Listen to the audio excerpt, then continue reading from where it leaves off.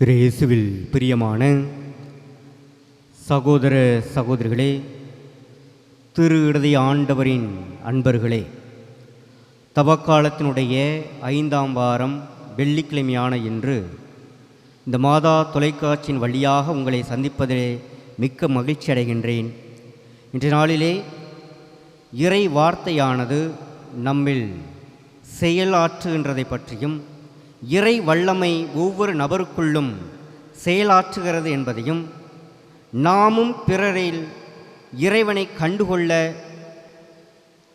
பிறரை அன்பு செய்து வாழ அழைப்பு விடுக்கின்றது.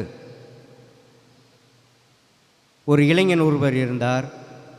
அவர் தனக்குள் சொல்லிக்கொண்டார், நான் எதற்கும் பயன்படாதவன், எந்த காரியத்தையும் என்னால் செய்ய இயலாது, நான் இருப்பதே வீண், எதற்காக நான் உயிரோடு இருக்க வேண்டும் என்று சொல்லி தாழ்வு மனப்பான்மையோடு வாழ்ந்து கொண்டிருந்தார். ஒரு நாள் அவர் ஒரு ஆலமரத்தினுடைய அடியில் இருந்த ஒரு பெரியவரை சந்திக்கின்றார். அந்த பெரியவரிடமும் இதையே சொல்லி புலம்ப ஆரம்பிக்கிறார். நான் எதற்காக வாழ வேண்டும் என்று சொல்லி கூட வருத்தம் கொள்கிறார். அந்த பெரியவரோ அந்த இளைஞனை கூப்பிட்டு இந்த ஆலமரத்தினுடைய ஒரு பழத்தை எடுத்து அது 2ஆக வெட்டு என்று சொல்கிறார். அந்த இளைஞரும் அந்த பெரியவர் சொன்னதைப் போலவே ஒரு பழத்தை எடுத்து அது 2ஆக வெட்டுகின்றார். மீண்டுமாக அந்த பெரியவர் அந்த இளைஞனை பார்த்து சொல்கிறார், இப்போது பழத்தில் இருக்கக்கூடிய ஒரு விதையை எடுத்து அதையும் 2ஆக வெட்டு என்று சொன்னார். அதன்படியே அந்த இளைஞரும் அந்த பழத்தினுடைய ஒரு விதையை எடுத்து 2ஆக வெட்டுகின்றார்.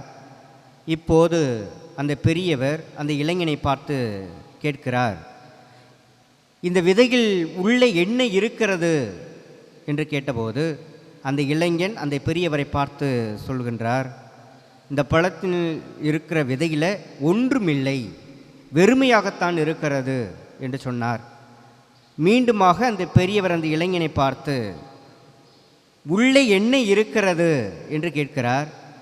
அப்போதும் கூட அந்த இளைஞன் அந்த பெரியவரை பார்த்து சொல்கின்றார், உள்ளே ஒன்றுமில்லை, வெறுமையாகத்தான் இருக்கிறது என்று. உடனே அந்த பெரியவர் அந்த இளைஞனை பார்த்து சொல்கிறார், ஒன்றும் இல்லாமலா இவ்வளவு பெரிய மரம் உருவாகிறது? அவற்றிருக்கிற ஆற்றல் கண்களுக்கு புலப்படுவதில்லை, ஆனால் அதனுள் மிகப்பெரிய ஒரு ஆற்றல் ஒளிந்திருக்கிறது. ஆகவேதான் இந்த விதையிலிருந்து இவ்வளவு பெரிய மரமானது வளர்ந்திருக்கிறது என்று சொன்னார். அதே போலத்தான் உன்னுள் ஒரு ஆற்றல் ஒன்று இருக்கிறது. அதை நீ கண்டுகொண்டால்தான் நீ பிறரையும் நேசிக்க முடியும், அன்பு காட்ட முடியும். உன்னுள் இருக்கிற ஆற்றலை முதலில் கண்டுகொள்ள வேண்டும் என்று சொல்லி அந்த இளைஞனை அனுப்பிவிடுகிறார். இயேசுவில் பிரியமானவர்களே, இன்றைய நற்செய்தி வாசகத்திலே பார்க்கிறோம், கிறிஸ்து இயேசு தன்னுள் தந்தையாம் இறைவன் குடிகொண்டிருக்கிறார், அவருடைய ஆற்றல் தன்னில் செயல்படுகிறது என்பதை அவர் கண்டுகொண்டதால்தான் தான் இறைமகன் என்று சொல்லி அதை வெளிப்படுத்துகின்றார். கடவுளுடைய வல்லமை, இறை ஆற்றல் தன்னில் செயல்படுகிறது என்பதை அவர் தன்னுடைய செயல்களின் வழியாக அந்த மக்களுக்கு வெளிக்காட்டுகிறார். ஆனால் அதை அவர்கள் ஏற்றுக்கொள்ள முற்படவில்லை. தன்னுள் இருக்கிற அந்த கடவுளுடைய தந்தையாம் இறைவனுடைய வல்லமையை வெளிக்கொணர்ந்து தானும் இறைமகன் என்ற ஒரு சாயலை பிரதிபலிக்கக்கூடியவராக இருக்கிறார். நாம் ஒவ்வொருவருமே இறைவனுடைய சாயல் என்பதை உணர்ந்து கொள்ள வேண்டும். நம்முள் இருக்கிற இறை வல்லமை மற்றவர்களுக்கு வெளிப்படுத்துகின்ற ஆற்றலாக இருக்க வேண்டும்.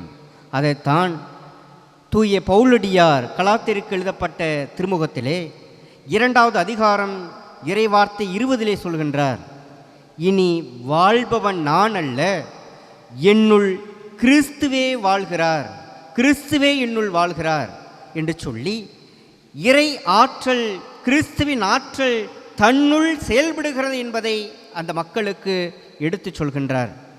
இயேசுவில் பிரியமானவர்களே, நாம் ஒவ்வொருவருமே இறைவனுடைய ஆற்றலை பெற்று இறை வல்லமை உடையவர்களாக இருக்கிறோம், இறைவனுடைய சாயலை பெற்றவர்களாக இருக்கிறோம், நாம் மறு கிறிஸ்துவாக இருக்கிறோம்.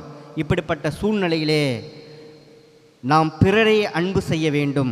அதை தான் யோவான் எழுதிய முதல் திருமுகத்திலே அதிகாரம் 4 இறைவார்த்தை 20 சொல்லப்படுகிறது.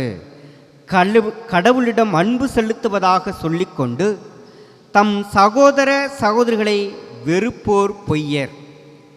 தம் கண்முன்னே உள்ள சகோதர சகோதரிகளிடம் அன்பு செலுத்தாதோர் கண்ணுக்கு புலப்படாத கடவுளை அன்பு செய்ய முடியாது என்று சொல்கிறார்.